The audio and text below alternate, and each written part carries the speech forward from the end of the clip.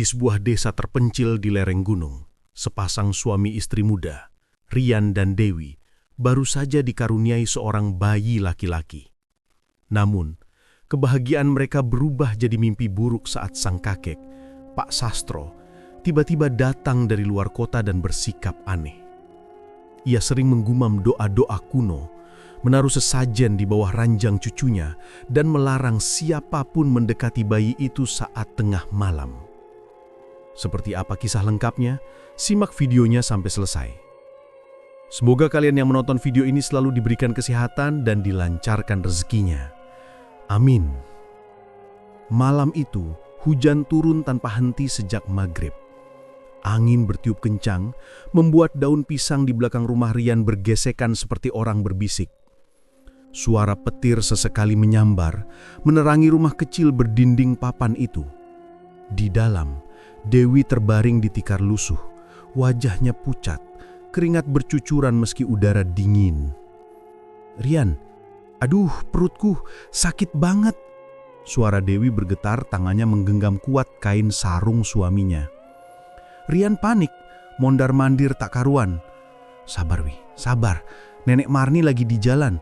Tadi aku udah kirim Budi manggilin," katanya gugup sambil menyalakan lampu teplok yang nyaris padam.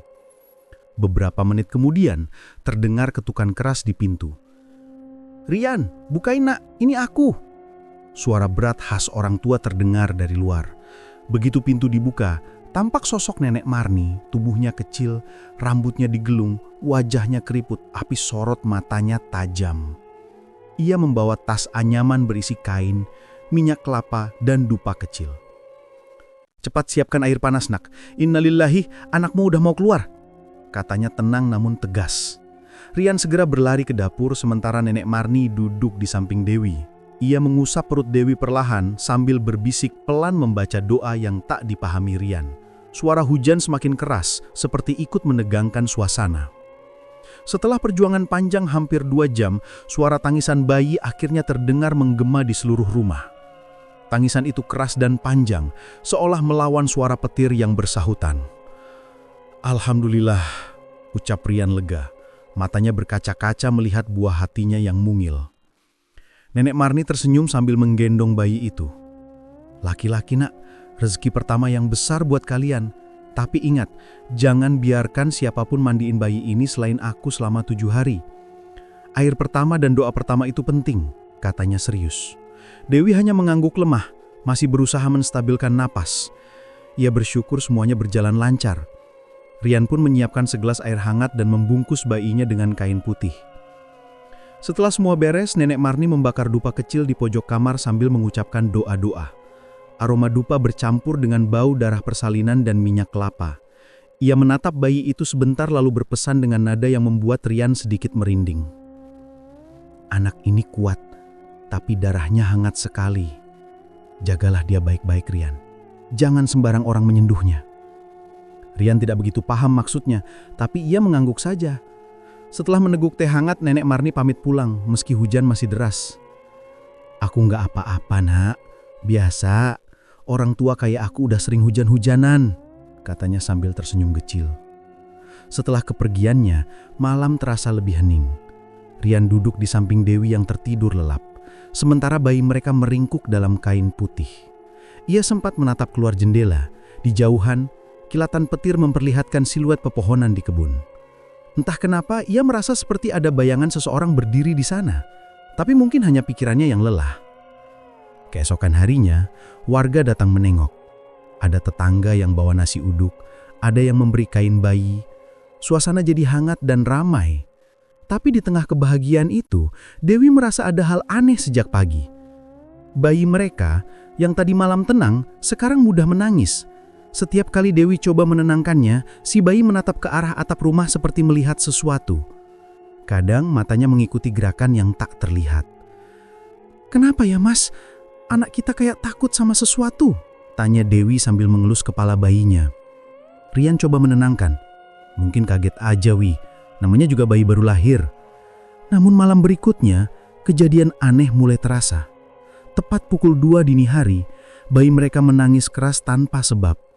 Rian yang masih ngantuk berusaha menidurkan, tapi suara tangis itu justru makin menjadi-jadi. Saat ia menyalakan lampu, entah kenapa hawa di dalam rumah terasa dingin sekali, padahal jendela sudah tertutup rapat. Lalu tiba-tiba terdengar ketukan di pintu depan, 3 kali pelan tapi jelas. Tok, tok, tok. Rian kaget, menatap jam dinding, hampir jam 3 pagi. Siapa yang datang sepagi itu? Ia ragu-ragu membuka pintu, tapi dari luar terdengar suara serak memanggil pelan. Rian, Rian, ini Bapak. Rian terkejut. Pak, dari mana Pak? Udah lama banget gak pulang, ujar Rian dengan nada campur senang dan bingung. Pak Sastro tersenyum tipis. Dengar kamu udah punya anak, makanya Bapak pulang. Cucu pertama kan? Katanya lirih sambil melangkah masuk. Dewi muncul dari kamar sambil menggendong bayi, masih terlihat waspada. Iya Pak, ini cucu Bapak, katanya pelan. Pak Sastro mendekat, menatap bayi itu lama. Tangannya sempat gemetar sebelum menyentuh pipinya. Mirip Rian waktu kecil, gumamnya, tapi nada suaranya terdengar aneh, seperti menahan sesuatu. Setelah duduk, Rian menyiapkan teh hangat, tapi sejak saat itu suasana rumah jadi aneh. Pak Sastro tidak banyak bicara, hanya duduk di ruang tamu menatap lampu teplok. Sesekali ia membuka buntelan hitamnya, terlihat ada beberapa kemenyan dan potongan kain merah. Malamnya, ketika semua sudah tidur, Dewi terbangun karena mencium bau dupa. Ia bangun pelan, berjalan ke ruang tengah dan melihat Pak Sastro duduk di lantai membakar kemenyan sambil membaca sesuatu pelan-pelan. Di hadapannya, ada foto bayi mereka yang baru lahir. Pak, Bapak ngapain? Tanya Dewi dengan suara pelan, tapi tegas. Gak usah ikut campur, ini doa buat keselamatan cucu kamu, jawabnya datar. Dewi terdiam tapi hatinya tidak tenang. Ia kembali ke kamar dan membangunkan Rian. Mas, Bapak kayaknya aneh. Dia ngebakar dupa sambil liatin foto anak kita. Rian berusaha menenangkan istrinya. Udah, jangan seuzon dulu, mungkin cuma kebiasaan lama. Tapi dalam hati, Rian juga merasa ada yang tidak beres. Keesokan malamnya Nenek Marni datang menengok. Begitu masuk rumah, ekspresi wajahnya langsung berubah. Ia diam beberapa detik lalu menatap Rian serius. Semalam ada yang nyalain dupa ya? Rian terkejut. Iya Nek, tapi cuma Bapak. Katanya buat keselamatan. Nenek Marni menarik napas panjang. Bukan dupa keselamatan itu Nak, aromanya beda. Ini dupa pemanggil. Rian dan Dewi saling pandang, wajah mereka pucat. Maksud Nenek, pemanggil apa? Nenek Marni tidak langsung menjawab. Ia berjalan ke kamar bayi, menatap ranjang kecil itu lama lalu berkata pelan. Aku nggak mau nuduh siapa-siapa, tapi jagalah anak ini baik-baik. Ada yang pengen ngambil, dan bukan manusia biasa. Suasana mendadak sunyi. Dari luar angin kembali bertiup, membuat jendela berderak. Bayi itu tiba-tiba menangis keras seolah mengerti apa yang baru saja dikatakan. Rian menggenggam tangan Dewi erat. Dalam hati ia mulai merasa bahwa kedatangan ayahnya bukan kebetulan. Ada sesuatu yang disembunyikan. Dan malam-malam berikutnya mereka akan tahu rumah itu tak lagi sekadar tempat tinggal, tapi medan antara hidup dan sesuatu yang ingin merebut kehidupan. Sudah 3 hari Pak Sastro tinggal di rumah Rian. Di siang hari ia tampak biasa saja. Banyak diam, sesekali menggendong cucunya dan tersenyum kecil. Tapi di malam hari, suasana rumah berubah. Bau dupa selalu tercium dari kamar Pak Sastro, menyatu dengan aroma garam dan keringat bayi. Rian awalnya tidak mempermasalahkan. Ia berpikir mungkin ayahnya hanya menjalankan tradisi lama yang dulu sering dilakukan ibunya. Namanya orang tuawi, katanya pada Dewi suatu sore. Mungkin cuma kebiasaan lama, buat tolak bala. Tapi Dewi tetap tidak tenang. Ia memperhatikan setiap kali Pak Sastro membakar dupa, bayi mereka pasti rewel dan menangis keras, seolah tak nyaman. Kadang bayi itu tiba-tiba diam sambil menatap ke arah pintu kamar, padahal tak ada siapa-siapa di sana.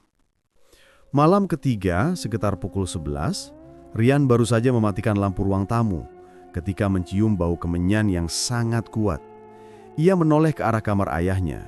Terlihat cahaya redup berwarna oranye keluar dari celah pintu. Ia melangkah pelan, hendak memastikan. Dari celah pintu yang sedikit terbuka, ia melihat Pak Sastro duduk bersila di lantai. Di depannya ada piring kecil berisi kembang 7 rupa, sebatang lilin, dan foto bayi mereka. Di sekelilingnya ada tulisan aneh di lantai, seperti bekas cairan hitam yang mengering. Rian menelan ludah. "Pak, ngapain?" tanyanya dengan suara pelan. Pak Sastro mendongak cepat. "Jangan ganggu, Rian. Ini buat keselamatan cucumu," katanya datar tanpa menatap. Rian hendak bertanya lagi, tapi tiba-tiba lampu teplok di kamar itu padam sendiri. Suasana jadi gelap dan hawa terasa berat. Rian segera mundur dan menutup pintu perlahan, jantungnya berdebar kencang. Keesokan paginya, Dewi terbangun lebih awal. Ia ingin memandikan bayi mereka, tapi mendapati ada sisa abu di bawah ranjang. Saat diperhatikan, ternyata abu itu bercampur serpihan bunga dan butiran beras kuning. Dewi menjerit pelan, lalu memanggil Rian. "Mas, ini apaan di bawah tempat tidur anak kita?" katanya panik. Rian jongkok menatap lantai. "Mungkin bapak yang naruh. Dia bilang semalam buat keselamatan." "Keselamatan apaan, Mas? Kok pakai abu segala? Aku nggak tenang, sumpah." Hari itu rumah terasa tegang. Dewi menghindari bicara dengan Pak Sastro. Setiap kali lelaki tua itu lewat di depan kamar bayi mereka menangis keras, seolah mengenali sesuatu yang membuatnya takut. Siangnya, Nenek Marni datang menjenguk. Ia membawa bungkusan daun sirih dan segenggam garam. Begitu melangkah masuk rumah, wajahnya langsung berubah serius. "Rian, rumahmu berat sekali hawanya," katanya pelan, sambil menatap langit-langit. "Ada apa, Nek?" tanya Dewi dengan cemas. "Di rumah ini ada yang dipanggil, tapi bukan malaikat. Aku bisa ngerasain dari aroma dupa yang nempel di udara," jawabnya. Ia kemudian menyuruh Dewi menyiapkan piring kecil dan menaruh garam di tiap sudut rumah. "Ini buat netralin dulu, biar nggak ada yang bisa masuk tanpa izin," jelas Nenek Marni. Rian dan Dewi menuruti saja. Tapi saat Nenek Marni menaburkan garam di dekat pintu kamar Pak Sastro, tiba-tiba pintu itu terbuka keras. Pak Sastro berdiri di ambang. Wajahnya merah, matanya tajam seperti marah besar. "Ngapain kalian di depan kamar saya?" bentaknya. Nenek Marni tidak gentar. "Saya cuma bersihin hawa rumah ini, Pak. Terlalu banyak bau kemenyan." Pak Sastro mendengus. "Nggak usah sok tahu, Mak. Saya tahu apa yang saya lakukan. Jangan ikut campur urusan saya," katanya sambil menendang sedikit garam di lantai. Dewi spontan memeluk bayi yang ada di gendongannya. Bayi itu langsung menangis keras lagi. Rian berusaha menenangkan suasana. "Sudah, Pak. Kami cuma nurut nasihat orang tua." Pak Sastro menatap menantunya lama, lalu melangkah masuk ke kamar sambil menutup pintu dengan keras. Setelah itu tak ada suara lagi, kecuali tangisan bayi yang masih menyesenggukan. Nenek Marni menghela napas. "Anak muda, dengarin saya baik-baik. Ayahmu itu bukan cuma orang tua biasa. Matanya udah nggak sama kayak dulu. Saya pernah lihat tatapan kayak gitu di orang-orang yang nyentuh perjanjian lama." "Maksud nenek, perjanjian apa?" "Pesugihan, Nak. Tapi saya nggak mau asal nuduh. Saya cuma bisa bilang, jangan biarkan bayi itu sendirian. Apalagi tengah malam. Kalau bisa, tidur bergantian," jawab Nenek Marni dengan nada serius. Rian diam. Kata pesugihan itu membuat bulu kuduknya berdiri. Dulu memang ada kabar bahwa ayahnya pernah naik di masa muda. Bisnisnya maju pesat tanpa alasan jelas. Tapi ia pikir itu cuma gosip. Sore itu Nenek Marni pamit setelah menaruh garam di tiap sudut rumah dan memberi doa. Sebelum pulang, ia sempat berpesan ke Dewi. Kalau tengah malam bayi nangis tanpa sebab, jangan diangkat dulu. Baca ayat kursi sambil usap ubun-ubunnya. Malam harinya Rian memutuskan tetap di ruang tamu sambil berjaga. Hujan turun rintik-rintik, suasana hening. Dewi sudah tidur di kamar sambil memeluk bayi. Sekitar pukul 2 dini hari, tiba-tiba Rian mencium bau kemenyan lagi. Kali ini lebih tajam dari biasanya. Ia bangun dan berjalan pelan menuju kamar ayahnya.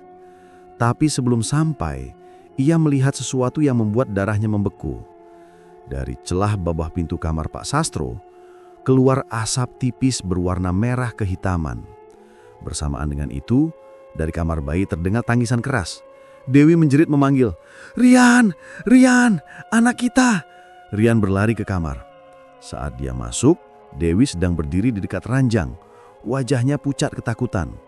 "Mas, tadi aku lihat ada bayangan berdiri di sini," katanya terbata, menunjuk sudut kamar. Rian menatap arah yang sama, tapi tidak melihat apa-apun. Hanya tirai jendela yang bergoyang pelan. Namun hawa di dalam kamar terasa dingin dan berat. Bayi mereka terus menangis tanpa henti. Tak lama kemudian pintu kamar Pak Sastro terbuka. Lelaki tua itu keluar dengan wajah datar. "Ada apa ribut-ribut malam-malam?" Dewi langsung menunduk, takut. Tapi Rian tak bisa menahan diri. "Pak, kami udah gak tenang. Tiap malam ada aja kejadian aneh. Bau dupa, suara-suara, bayangan. Apa yang sebenarnya Bapak lakukan di kamar itu?" "Kamu gak perlu tahu, Rian. Semua ini buat masa depan kalian juga." "Buat masa depan apaan, Pak?" "Udah, jangan tanya. Kalau kamu gak suka, saya besok pulang." Jawabnya datar lalu berbalik masuk ke kamar lagi. Rian hanya bisa berdiri di tempat, dadanya sesak. Dewi memeluk bayi sambil menatap pintu kamar yang sudah tertutup rapat. Setelah semuanya tenang, Rian duduk di ruang tamu sambil mencoba berpikir. Ia ingat tatapan ayahnya tadi, mata merah, tapi bukan karena kurang tidur, lebih seperti menahan sesuatu di dalam dirinya. Di luar hujan berhenti, tapi dari arah kamar Pak Sastro, samar-samar masih tercium bau kemenyan. Dan entah kenapa, Rian merasa aroma itu bukan sekedar bau dupa biasa, seperti ada sesuatu yang ikut datang bersama asapnya. Sesuatu yang belum menunjukkan wujud, tapi sudah memperlihatkan niatnya. Pagi itu suasana rumah masih tegang. Setelah kejadian malam sebelumnya, Rian dan Dewi jarang berbicara dengan Pak Sastro. Lelaki tua itu lebih sering mengurung diri di kamar, hanya keluar sesekali untuk makan atau duduk di teras sambil merokok. Bau dupa sudah tidak terlalu tercium, tapi hawa aneh masih terasa di seluruh rumah. Rian memutuskan untuk beres-beres kamar belakang. Kamar itu dulunya tempat ibunya menyimpan barang-barang lama sebelum meninggal. Lantainya dari papan kayu, sebagian sudah rapuh dan berdebu. Ia ingin membersihkannya agar bisa dipakai menaruh perabot bayi. Saat sedang menyapu, salah satu papan lantai terdengar bunyi krek dan agak terangkat.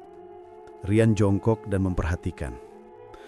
Rupanya papan itu tidak dipaku kuat, seperti sengaja dibiarkan longgar. Ia mencongkel sedikit dengan obeng. Begitu terbuka, terlihat sebuah benda bulat kecoklatan di bawahnya. Ia menyalakan senter. Benda itu ternyata kendi kecil dari tanah liat, tertutup kain merah yang sudah kering dan berdebu. Rian mengambilnya perlahan, merasa aneh karena kendi itu agak berat. Saat dibuka, ia terkejut. Di dalamnya ada rambut panjang, potongan kuku, dan darah yang sudah mengering. Bau busuk menusuk hidung. Rian spontan mundur beberapa langkah, hampir menjatuhkan kendi itu. Ia menutup kembali kainnya dan duduk diam, keringat dingin mengalir di pelipis. "Astagfirullah, ini apaan?" gumamnya. Sore itu, saat Dewi sedang menidurkan bayi, Rian keluar ke rumah tetangga lama bernama Pak Wito, pria setengah baya yang dulu teman dekat ayahnya. Setelah ngobrol sebentar, Rian memberanikan diri bertanya, "Pak, dulu waktu Bapak masih sering main ke sini, pernah nggak ngelihat sesuatu yang aneh sama Bapak saya?" Pak Wito terdiam lama, lalu menatap Rian hati-hati. "Kamu nanya ini karena apa, Rian?" Rian menceritakan soal kendi yang ia temukan. Wajah Pak Wito langsung berubah pucat. Ia menghela napas panjang. "Saya udah duga, akhirnya ketahuan juga. Dulu, sekitar 30 tahun lalu, Bapakmu sempat pergi ke Gunung Merapi selama beberapa malam. Katanya mau tirakat biar usahanya lancar. Tapi waktu pulang, dia bukan lagi orang yang sama."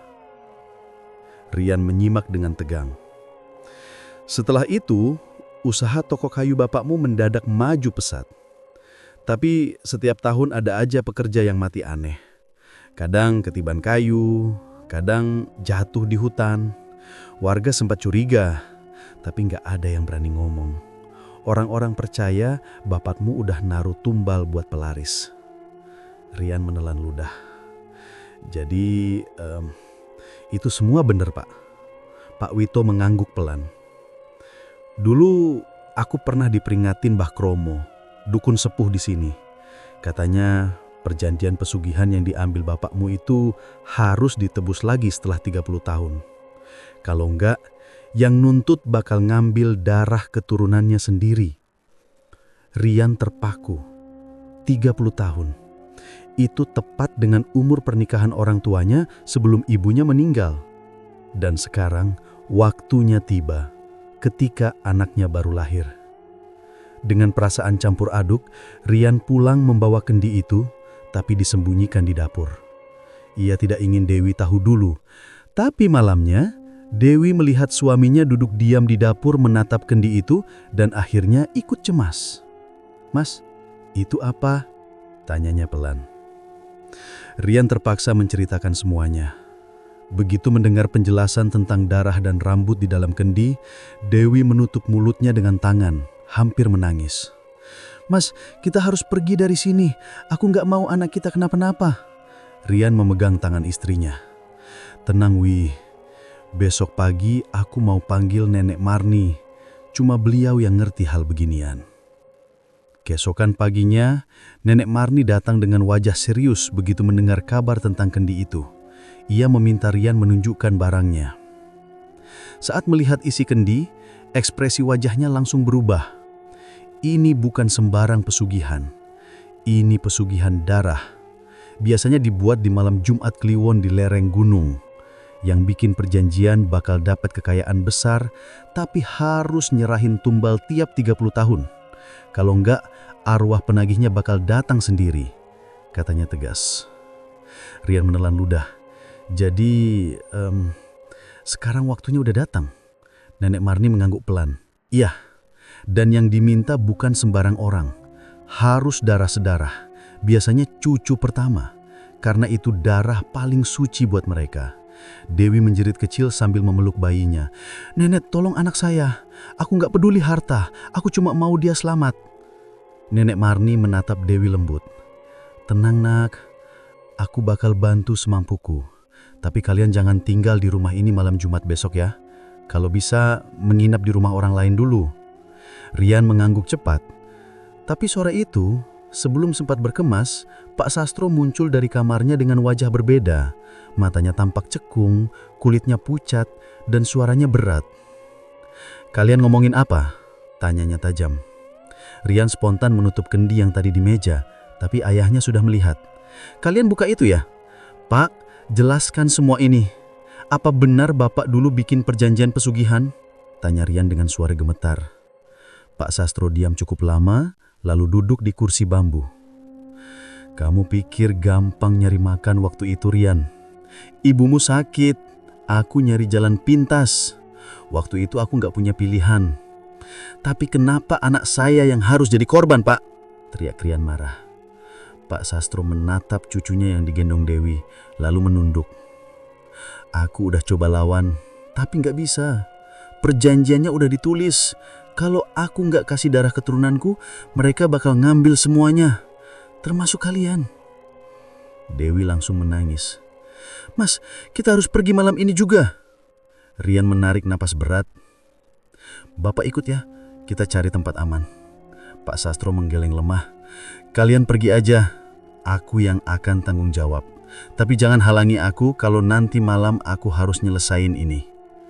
Setelah mengatakan itu, ia masuk ke kamarnya dan mengunci pintu rapat-rapat.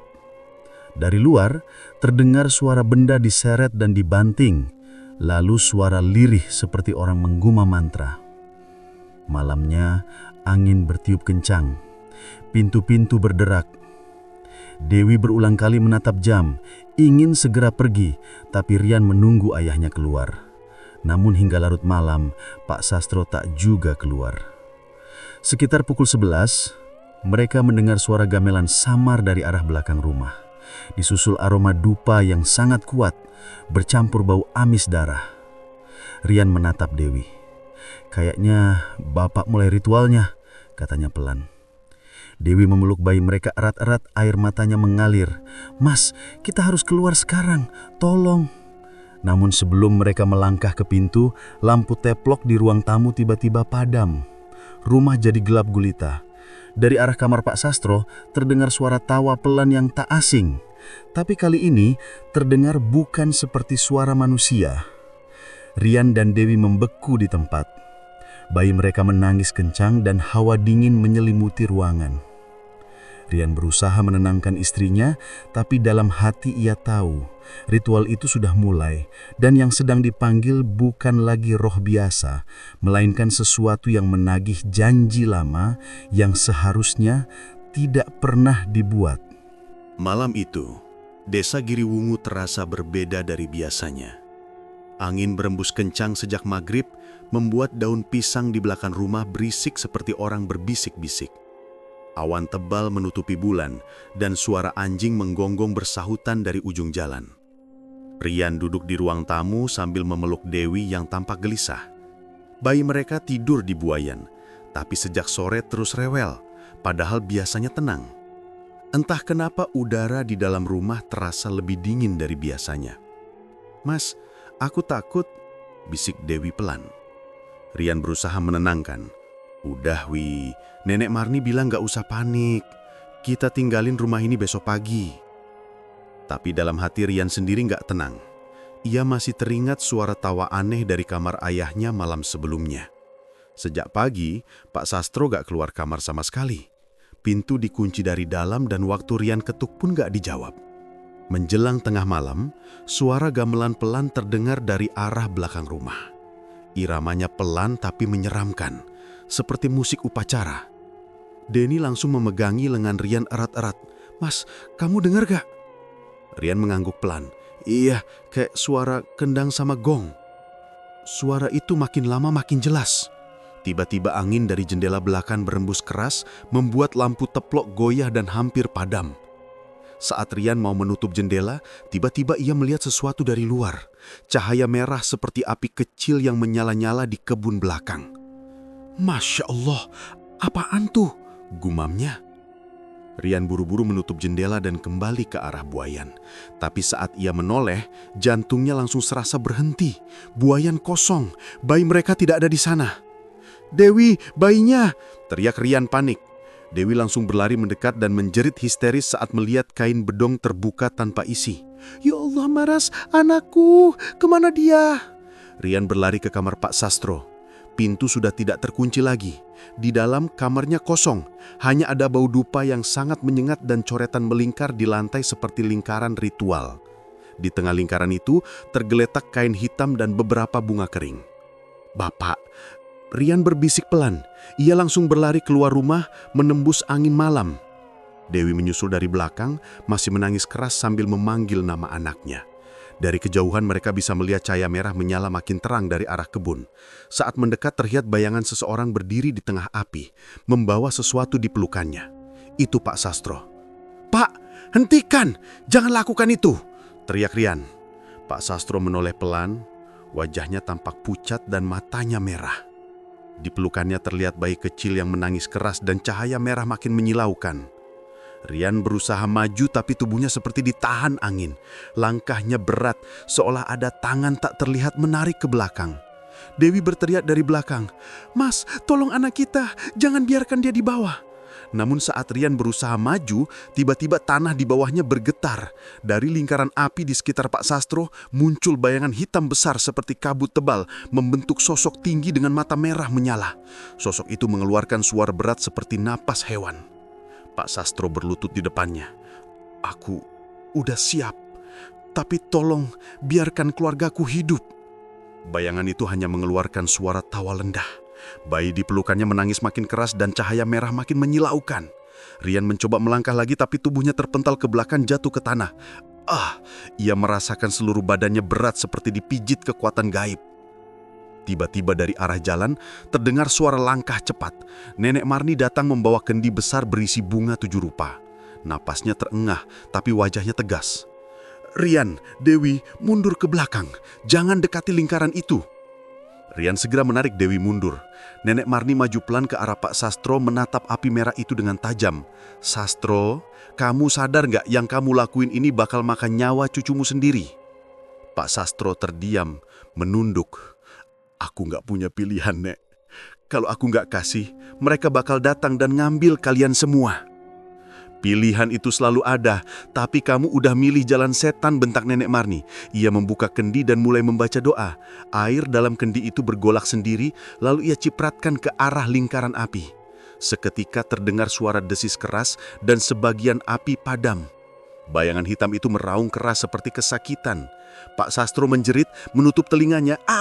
Berhenti, jangan ganggu dia yang nyelamatin hidupku." Nenek Marni terus membaca doa, suaranya makin keras. "Kamu udah ditipu, Sastro. Yang kamu anggap penyelamat itu iblis penagih tumbal. Sekarang waktunya kamu putuskan perjanjian itu, atau semuanya mati malam ini." Tangan Nenek Marni gemetar, tapi ia tetap menyiramkan air doa ke tanah. Api mulai padam sedikit demi sedikit, tapi bayangan hitam itu masih bertahan. Sosok itu mendekat, melayang tepat di depan Nenek Marni. Dengan cepat, Nenek Marni menaburkan garam dan bunga ke arah bayangan itu sambil memukul tanah dengan daun kelapa yang dibawanya. "Atas nama Tuhan, aku usir kau dari tempat ini." Bayangan itu mengeluarkan suara jeritan panjang lalu bergerak ke arah Pak Sastro. Tubuh lelaki tua itu gemetar hebat, matanya berputar-putar, lalu ia jatuh berlutut. Aku minta ampun." Dalam sekejap, bayangan hitam itu masuk ke dalam tubuhnya. Pak Sastro menjerit keras, tubuhnya menggeliat di tanah, api di sekelilingnya padam, tapi hawa panas masih terasa. Rian hendak mendekat, tapi Nenek Marni menahannya. "Jangan, kalau kau sentuh sekarang energinya bisa pindah." Dewi menutup wajah, tak tega melihat mertuanya kejang-kejang di tanah sambil menjerit memanggil nama anaknya. Beberapa menit kemudian, suara gamelan berhenti total. Hanya tersisa suara jangkrik dan tangisan bayi yang kini terdengar di tengah kebun. Pak Sastro terkapar diam, bayi itu tergeletak di sampingnya, menangis keras tapi tak terluka. Rian segera berlari menghampiri dan mengangkat anaknya. "Alhamdulillah, kamu selamat," katanya sambil memeluk erat bayi itu. Nenek Marni berjongkok memeriksa Pak Sastro. Lelaki tua itu masih bernapas tapi lemah. Matanya menatap kosong ke langit. "Aku salah, Nek," katanya lirih. "Maafkan aku, Rian, Dewi. Aku cuma mau keluarga kita hidup enak, tapi aku malah bawa kutukan." Air mata Rian menetes. "Sudahlah, Pak. Yang penting sekarang masih hidup." Pak Sastro tersenyum tipis, lalu matanya perlahan tertutup. Napas terakhirnya terhembus pelan. Nenek Marni menatap tubuhnya lama lalu berbisik, "Semoga Tuhan ampuni dosamu." Malam itu, api benar-benar padam. Angin berhenti bertiup dan udara yang tadinya panas berubah dingin sejuk. Tapi di udara masih tercium samar-samar bau dupa yang terbakar. Rian dan Dewi kembali ke rumah dengan bantuan Nenek Marni. Mereka duduk diam di ruang tamu, menatap bayi mereka yang kini sudah tertidur lagi. Mulai besok, kubur semua benda yang berhubungan dengan ritual itu. Kendi, dupa, apapun yang pernah dipakai. Jangan biarkan sisa-sisanya tertinggal, pesan Nenek Marni. Rian mengangguk lemah. "Iya, Nek, saya janji gak bakalan biarin keluarga saya diganggu lagi." Malam itu mereka bertiga tidak tidur. Suara jangkrik kembali terdengar seperti biasa, tapi di hati Rian masih ada rasa sesak, antara lega dan sedih. Ia tahu malam Jumat Kliwon itu akan selalu diingatnya seumur hidup. Malam ketika ayahnya menebus dosa dengan nyawa sendiri demi menyelamatkan cucu yang hampir jadi tumbal pesugihan. Setelah kejadian di kebun malam itu, Rian dan Dewi mengira semuanya sudah selesai. Tapi ternyata belum. 3 hari setelah pemakaman Pak Sastro, suasana rumah mereka kembali aneh. Udara di dalam rumah jadi panas meski hujan deras di luar. Lampu sering padam sendiri, dan setiap tengah malam mereka mendengar suara tangisan bayi. Padahal anak mereka sedang tidur pulas di kamar. Nenek Marni yang datang untuk memastikan keadaan langsung tahu kalau arwah penunggu pesugihan belum pergi. Ritualnya belum tuntas, Rian. Ikatan antara almarhum bapakmu dan makhluk itu belum putus sepenuhnya, katanya dengan nada berat. Rian menatap Nenek Marni cemas. Tapi waktu itu kan Bapak udah meninggal, Nek. Api juga udah padam. Nenek Marni menggeleng pelan. Ya, tapi darah dan jiwanya masih jadi jembatan. Selama benda-benda pesugihan belum dimusnahkan, makhluk itu masih punya jalan buat datang. Malam itu juga, Nenek Marni minta Rian menggali kembali tanah di kebun belakang tempat ritual terakhir berlangsung. Setelah beberapa jam, mereka menemukan kendi pecah, sisa dupa, dan kain hitam yang sudah gosong sebagian. Tapi yang membuat Rian merinding adalah benda di bawahnya, tulang kecil dan potongan rambut yang sudah mengering. "Ini milik siapa, Nek?" tanya Rian dengan suara bergetar. Nenek Marni menatap tajam. "Itu tumbal lama. Pesugihan bapakmu udah makan banyak korban. Tapi malam ini kita putus semuanya. Sekarang." Dewi memeluk bayinya erat-erat di dalam rumah sambil membaca doa. Sementara di luar, Rian membantu Nenek Marni menyiapkan sesajen pelindung dan air doa. Sekitar jam 12 malam, angin mendadak berhenti. Tak ada suara jangkrik, tak ada hembusan angin. Suasana berubah mencekam. Nenek Marni berdiri di tengah kebun dengan kendi besar berisi air bunga. Ia menaruh beberapa kembang 7 rupa di sekeliling lingkaran tanah tempat ritual dulu berlangsung. Rian berdiri di belakangnya sambil membawa lampu minyak. "Kalau nanti angin kencang datang, jangan bergerak, jangan ngomong, dan jangan keluar dari lingkaran ini," pesan Nenek Marni. Belum sempat Rian menjawab, tanah di depan mereka bergetar. Dari bawah tanah muncul asap hitam pekat, bau anyir langsung menyeruak. Dari dalam asap itu terdengar suara berat seperti orang bernapas pelan tapi panjang. Seketika, sosok besar muncul perlahan. Makhluk tinggi hitam legam dengan mata merah menyala, tubuhnya kurus tapi tinggi seperti tiang. Suaranya berat seolah berasal dari perut bumi. Janji belum lunas, darah belum dibayar. Suaranya menggema. Rian mundur ketakutan. "Nek, itu dia ya?" Nenek Marni tidak menjawab. Ia mulai membaca mantra dengan suara keras, lalu mencipratkan air dari kendi ke arah makhluk itu. Air itu berubah jadi uap panas saat menyentuh tubuhnya. Makhluk itu meraung keras. "Kau pikir bisa putuskan perjanjianku, perempuan tua?" Angin langsung berhembus kencang, tanah bergetar, dan petir menyambar tepat di belakang rumah. Rumah Rian bergetar, kaca jendela pecah satu persatu. Dewi yang di dalam rumah berteriak histeris sambil memeluk bayinya. Rian menunduk, mencoba menahan diri agar tidak kabur. Nenek Marni tetap tegak berdiri meski angin hampir membuat tubuhnya terhuyung. Ia terus membaca doa, suaranya makin cepat.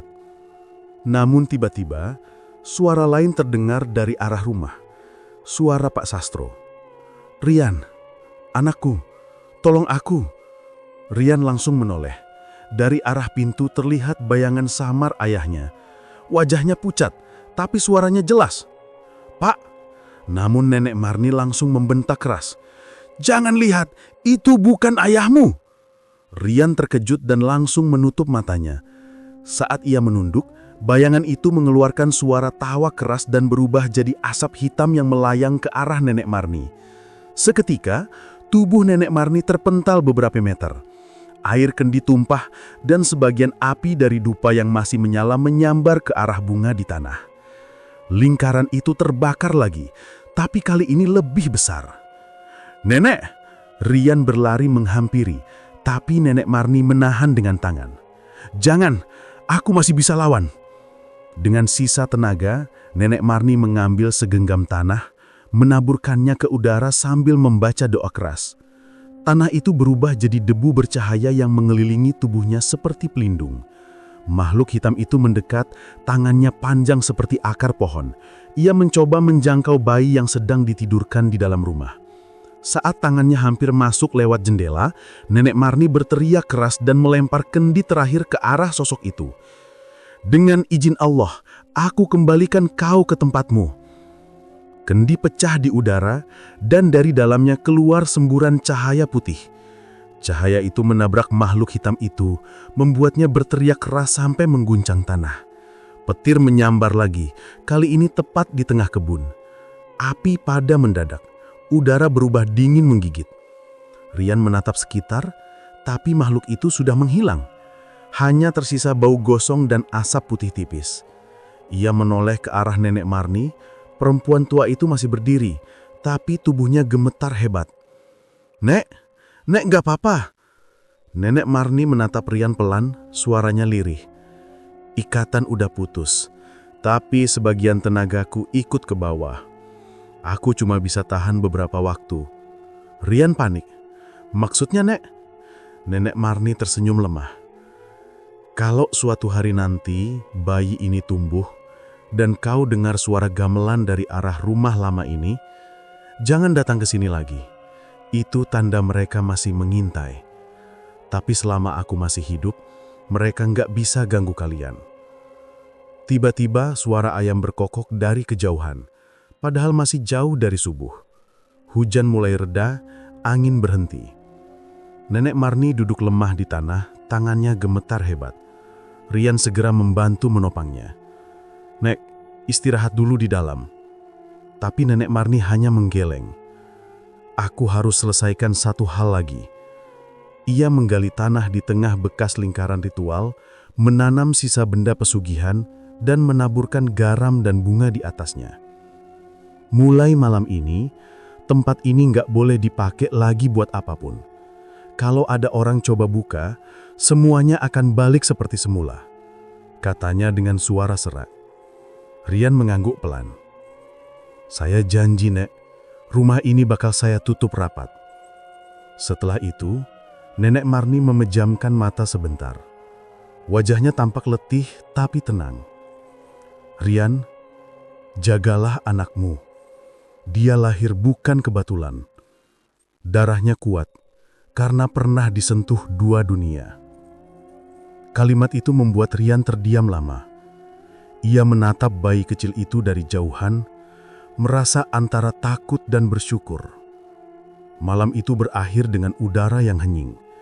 Tak ada lagi suara gamelan, tak ada cahaya merah, hanya suara hujan pelan dan sesekali angin yang lewat.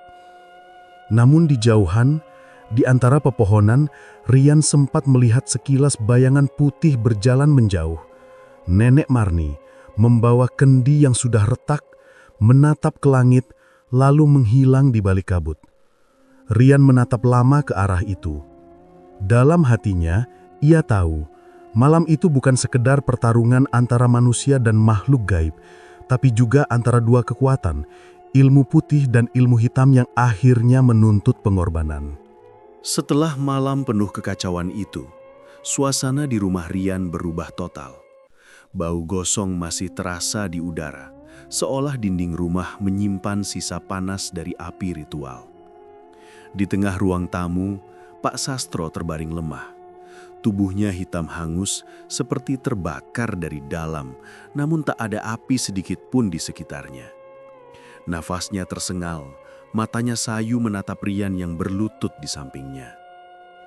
"Bapak, kenapa harus begini?" Suara Rian gemetar. Tangannya bergetar memegang bahu ayahnya yang mulai dingin. Pak Sastro membuka mulut perlahan, suaranya parau. "Aku cuma ingin kalian hidup enak. Aku bodoh, Rian. Aku pikir bisa beli rezeki dengan tumbal." Air matanya jatuh, bercampur darah yang keluar dari sudut bibirnya. "Aku minta maaf." Nenek Marni berdiri di dekat pintu. Wajahnya pucat dan tampak kelelahan. Keringat membasahi dahinya. Nafasnya juga tersengal. "Sudahlah, Rian. Jangan disalahkan lagi. Orang yang sudah terikat pesugihan kadang gak sadar dosa yang ditanggungnya. Tapi semuanya sudah selesai selama tidak ada yang membuka kembali perjanjiannya." Tak lama kemudian, Pak Sastro menarik nafas terakhir. Rian menutup mata ayahnya dengan tangan gemetar. Dewi yang memeluk bayinya menangis pelan di sudut ruangan. Bayi itu masih lemah, Belum bisa membuka mata, tapi nadinya terasa. Nenek Marni berjalan keluar rumah membawa buntelan kain hitam yang diambil dari bawah meja tempat ritual berlangsung. Di dalamnya ada sisa rambut, potongan kuku, dan tanah merah yang masih berbau anyir. Semua ini harus dikubur, katanya lirih. Kalau tidak, arwah yang terikat di dalamnya bisa datang lagi. Rian membantu menggali lubang di kebun belakang, di bawah pohon kelapa yang tumbuh sendirian. Saat kendi dan benda-benda itu dimasukkan ke tanah, suara angin berhembus kencang, seperti mengeluh panjang. Nenek Marni membaca doa dan menabur garam di atasnya. Biarlah semua ini dikembalikan ke bumi. Jangan sampai keturunanmu kena imbasnya. Setelah semuanya selesai, Rian duduk lemas di tanah. Ia menatap rumahnya yang remang dengan jendela terbuka dan sisa dupa yang masih mengepul di pojokan. Rasanya seperti rumah itu sudah kehilangan jiwanya. Dewi datang menghampiri, memeluk suaminya sambil menggendong bayi mereka. Kita nggak bisa tinggal di sini lagi, Yan. Aku takut. Setiap malam rasanya masih ada yang liatin dari dalam rumah. Rian mengangguk pelan. Ia juga merasakan hal yang sama. Walau ritual sudah selesai, hawa dingin di rumah itu belum hilang. Kadang terdengar suara langkah kaki di langit-langit, kadang suara pintu kamar terbuka sendiri. Setiap kali malam turun, anjing-anjing di sekitar rumah menggonggong tanpa henti. 3 hari setelah kematian Pak Sastro, bayi mereka belum sadar. Tubuhnya panas, tapi dokter desa bilang tidak ada penyakit. Rian semakin cemas, sementara Dewi hanya bisa terus membacakan doa di sampingnya. Nenek Marni setiap sore datang menjenguk. Ia duduk di samping bayi itu, memegangi tangan mungilnya sambil berbisik doa. Dia anak kuat, tapi arwah pesugihan itu sempat menyentuh jiwanya. Butuh waktu buat pulih. Pada hari ketiga, sore menjelang maghrib, tiba-tiba bayi itu menangis keras. Suaranya seperti membangunkan seluruh rumah. Rian dan Dewi langsung memeluknya sambil menangis bahagia. Nenek Marni tersenyum kecil. Alhamdulillah, sudah lepas. Semua sudah berakhir. Namun kelegaan itu hanya sesaat. Malamnya, Nenek Marni datang lagi, membawa kabar bahwa ia akan segera kembali ke rumahnya di ujung desa. Aku sudah tua, Yan. Wih, kalian harus jaga diri sendiri sekarang. Rumah ini jangan pernah digali kebunnya, terutama di bawah pohon kelapa. Di situ aku kubur segala sumber bala. Rian berterima kasih, menunduk hormat. Kalau nanti ada apa-apa, boleh kami datang ke rumah nenek? Boleh, tapi aku harap gak perlu lagi ada urusan dengan hal-hal kayak begini.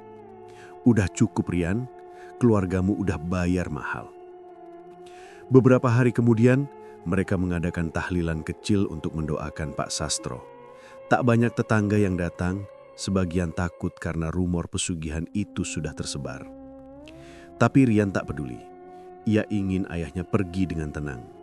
Malam itu, setelah semua tamu pulang, Rian duduk di teras sambil memandangi rumah yang kini terasa sunyi. Ia teringat masa kecilnya. Saat ayahnya masih sehat, sering mengajaknya mancing di sungai, bercerita soal kerja keras, bukan pesugihan. Ia tak menyangka semua berubah seperti ini. Dulu aku pikir bapak kerja keras demi kita. Ternyata dia jual jiwanya sendiri. Dewi keluar membawa secangkir teh. Udah Yan, jangan disesali terus. Yang penting kita masih punya masa depan. Rian mengangguk. Iya. Besok kita pindah aja. Aku gak mau anak kita tumbuh di tempat ini. Pagi berikutnya, mereka berkemas. Hanya membawa barang-barang penting, meninggalkan sebagian besar perabotan. Saat hendak menutup pintu untuk terakhir kali, bayi mereka tiba-tiba menangis keras. Dewi berusaha menenangkan, tapi tangis itu makin kencang. Rian menatap ke dalam rumah. Di pojok ruang tamu, tempat ritual dulu berlangsung, ia seperti melihat bayangan samar. Sosok Pak Sastro berdiri menunduk, lalu perlahan menghilang. Dingin merayap di punggungnya. Ia langsung menutup pintu rapat-rapat. Mereka meninggalkan desa Giriwungu pagi itu juga, menumpang truk sayur menuju kota tempat saudara Dewi tinggal. Sepanjang jalan, Rian diam, hanya menatap langit yang masih abu-abu. Beberapa hari kemudian, Dewi mendapat kabar dari warga desa bahwa rumah mereka kini jarang dilewati orang. Kadang malam-malam terdengar suara gamelan halus dari arah kebun belakang, seperti saat ritual dulu. Tapi warga tak berani mendekat. Sementara itu, Nenek Marni yang tinggal di ujung desa sering terlihat duduk di beranda rumahnya sendirian. Wajahnya tampak lebih tua, tubuhnya makin lemah. Ia tahu sebagian kekuatannya terserap waktu menahan ritual pesugihan itu. Kadang ia batuk darah, tapi ia tetap bersyukur karena bayi Rian selamat. Suatu sore, ia menatap ke arah gunung di kejauhan dan bergumam pelan. Selesai sudah hutang keluarga Sastro. Semoga tak ada lagi yang berani main-main dengan janji setan. Hari-hari berikutnya berjalan tenang bagi Rian dan Dewi di tempat baru. Bayi mereka tumbuh sehat dan mulai bisa tertawa. Namun setiap kali hujan turun deras di malam hari, Dewi masih sering terbangun. Ia merasa seperti mencium aroma dupa samar di udara, mengingatkannya pada masa lalu yang hampir merenggut anaknya. Rian biasanya hanya memeluknya erat dan berbisik, "Udah, semua udah selesai. Kita nggak akan kembali ke sana lagi." Tapi dalam hati paling dalam, Rian tahu beberapa janji lama tak sepenuhnya bisa dihapus. Ia hanya berharap kendi yang dikubur di bawah pohon kelapa itu tetap tertutup selamanya.